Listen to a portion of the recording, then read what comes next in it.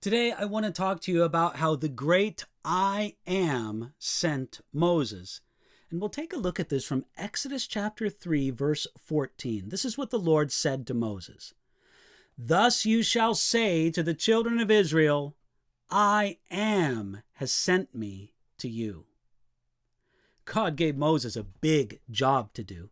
He told Moses to lead the people of Israel out of Egypt to Mount Sinai and then to the promised land of Canaan.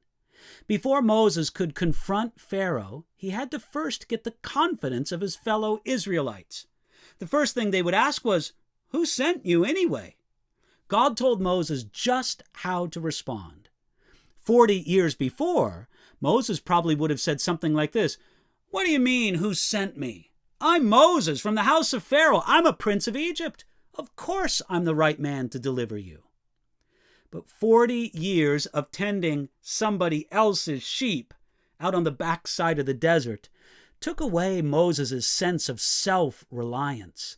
Instead of trusting in how great he was and how prepared he was, now Moses simply had to trust God's answer to the question. God told Moses that his name was I Am, because God simply is. There was never a time when he did not exist, nor was there a time when he will cease to exist. The name I Am has within it the idea that God is completely independent, that he relies on nothing or no one for life or existence. God doesn't need anybody or anything. Life is in himself. Also, in the idea behind the name I Am is the sense that God is the becoming one. God becomes whatever is lacking in our time of need.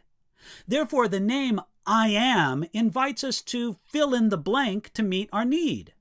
When we are in darkness, Jesus says, I am the light.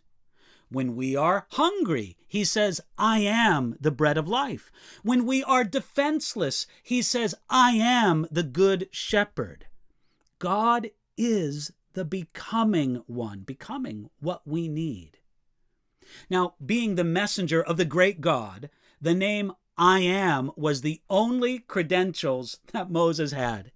He could not present himself as a prince, as a ruler, as a man of great power and accomplishment. There was nothing in himself. It was all in the God who sent him. Now, I Am is also a divine title that Jesus Christ, the perfect revelation of God, took upon himself often, clearly identifying himself with the voice from the burning bush. Here's one example from John chapter 8, verse 24. Therefore I said to you that you will die in your sins, for if you do not believe that I am, you will die in your sins. To have the I Am behind you is enough. God is for you. The I Am is behind you and ready to be what you need him to be.